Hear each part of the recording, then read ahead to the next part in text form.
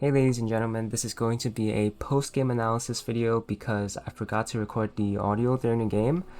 And so this game, our top laner is pretty much going to just run it down. However, I'm going to show you how with positive mental you can actually win games like this.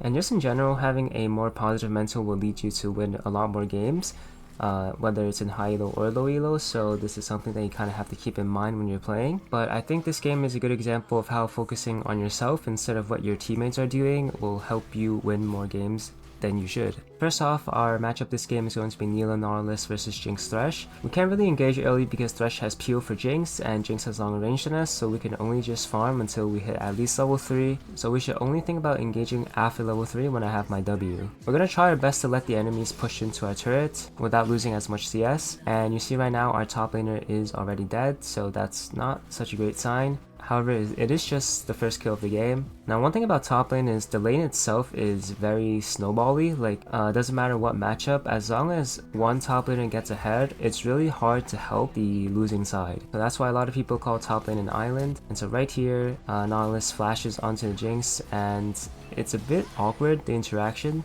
But our jungler comes, and we end up killing the Thresh, I think.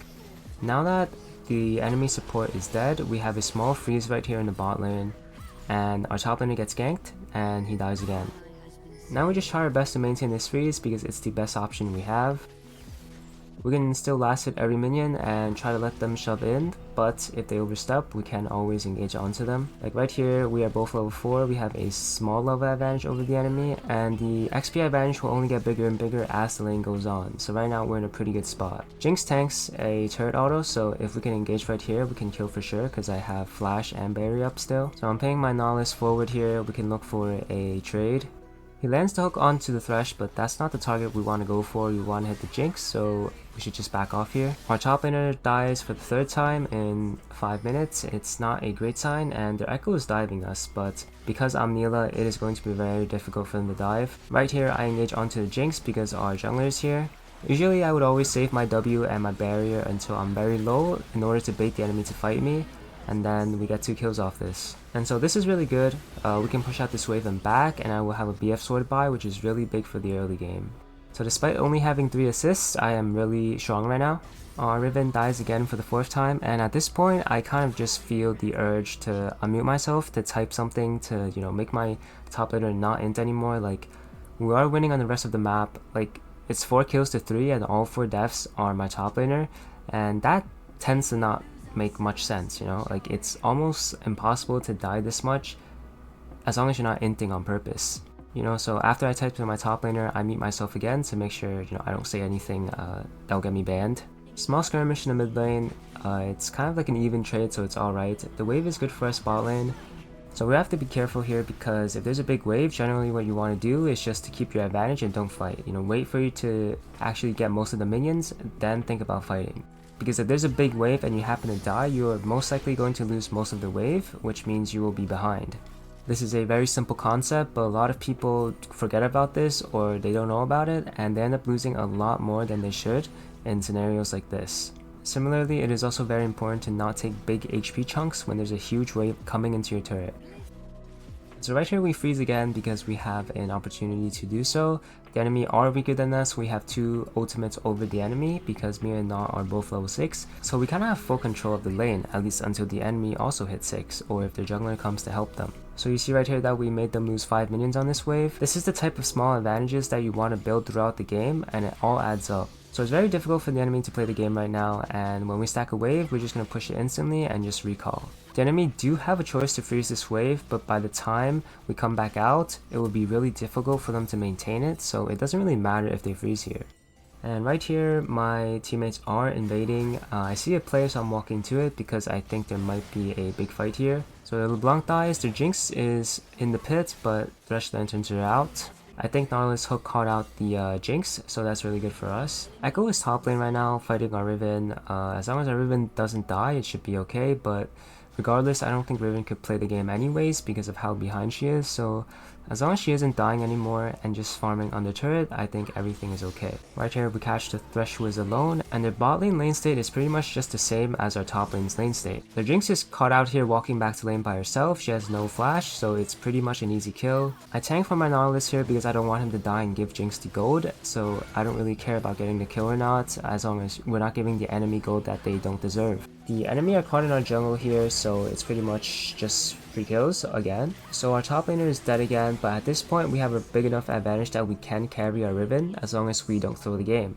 So in a game state like this, my mentality kind of changes a bit. Like before, when my Riven was running it down, I would want to make more plays, but now that we're kind of stable in the mid jungle and bot lane department, I kind of want to just play it safe. It is kind of up to the enemy now to make plays that will get them back into the game. So as long as we don't give them the opportunity to do so, it is very good for us. And by that I mean, now we should only fight on our power spikes, and my power spike right now is Death Stance. Death Stance will allow me to maneuver the fights much better because it is really good against their burst team. And they do have a lot of AD too, because their most fed member is their Camille, and she is most likely going to be the biggest problem in the game. I know some people will argue that maybe Maul is better because they have double AP, but because both of them are assassins and they aren't ahead, it is very inefficient for me to build against them right now, and Death Strand's passive will help me against the AP assassins as well. And so our Riven dies here, but she ends up 1-for-1ing, which I can't really tell if that's a good thing or not, because she gets a kill, but at the same time her gold kind of resets, which is kind of not good for us.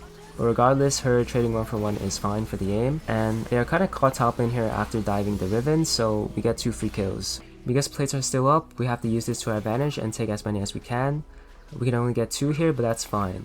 Take the next wave, and we have to think about our next base. Do we back here, or do we get this turret?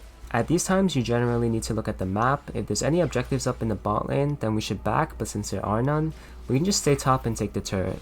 Unfortunately, our teammates do get caught here, but it should be okay as long as this doesn't happen again. I recall and finish my Death Stance, and I buy a 600 gold Quick Cloak, and I was thinking about buying 2 longswords, but I think it's probably better to have 1 Quick Cloak because it is more expensive, and I can always buy a longsword on my next base. So the Jinx really wants a turret here, and I want to pressure her to make sure she doesn't get it for free, so I dash onto her and she takes the lantern. The Jinx dies here for the turret, and I don't think that's really worth for them because I can just take the turret on the next wave because they have no one defending. So right here is just Thresh defending. He throws a lantern back, so I want to walk back in case there is someone, but it looks like he was just bluffing. So the Thresh backs off after we hook him, so I get the turret for free. We're getting TP'd on, but honestly I think if we kite this out well, it should be a decent fight. Alright, so our Nautilus dies basically almost instantly, and they can't really get much from that fight, so we back off here to make sure we don't throw. It is really easy to be caught in a vortex when one person dies, so you kind of have to think clearly and whether it is good or not for the game. So Rengar engages on the Echo here. I kind of want to stay out of vision because I could be caught here alone. So I kind of got caught out here, which was really bad by me. I ended up using my ult and flash, which is not what you should do. But my emotions kind of took over and I just wanted to kill the LeBlanc. And right here I'm hovering the Riven because I know Camille will go onto her, but my Riven ends up playing it in kind of a really poor way, so we can't really get anything off that. And at this point my timer is over. I can't really help her anymore, so I have to go mid. But right here the Camille comes after me, and then the Rengar jumps on her with ultimate, so I guess we have like a small play window. We end up killing the Camille, but our Rengar also dies. So in a 1-for-1 trade, that's kind of worth it because that means the Camille isn't pushing bot lane, but at the same time our Riven kind of extends his play and just ends it. And then I end up dying too because I got caught out. And so this is my first death, but also the one that kind of woke me up a little bit because I realized that I was caught in my teammate's vortex. Like, just watching my team play made me kind of in too, and I could be playing a lot better than I can, so this is where I actually start focusing up. I think it is really easy to throw when you're ahead because sometimes you just stop thinking because you think you already won the game, and that's kind of exactly what happened here. From having a big disadvantage from top lane to having an advantage throughout the entire map, we kind of just gave the enemy too many opportunities, and partially that is my fault as well. So right here I was baiting the Camille to fight me because I had my Ori behind me, but she ends up killing me because she is really fed right now and I didn't really have LDR to deal with her. So I mean, that's like a 1-for-1, but at the same time, now that I do have my third item, I should be really strong. And as Nilah, you always have to pay attention to whenever your flash is up, because when that summoner spell is up, that is when you can actually play the game. So right now I'm basically just constantly reminding myself once my flash is up, I have to make sure to use it in a very valuable way. I can't just throw it away like I did the last time, because if I use it for nothing, then it is another 4-minute cooldown once again. And I say 4 minutes because I have Cosmic Insight, so my flash CD is slightly reduced. Right here, the LeBlanc kind of oversteps for no reason when we start Baron, so we kind of just get a free kill. And without their LeBlanc, it's actually very easy to teamfight because their LeBlanc is honestly the most annoying member aside from the Camille that's split pushing. And so Nautilus finds a good ult onto the Echo and he pretty much dies instantly. And now I just finish off the Jinx and Thresh, but I make sure not to use my flash because the fight is already over and we won the fight, so there's no point. We get the Baron here, and while I'm looking for the Thresh, the Camille also finds me. But the Thresh dies instantly and the Camille can't really kill me because I have better items than her now. Now the Camille also dies for free and we're just pretty much just on track to win this game.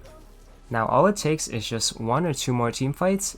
One team fight to break the mid inner turret as well as the inhib, and maybe one more to close out the game, if we play correctly.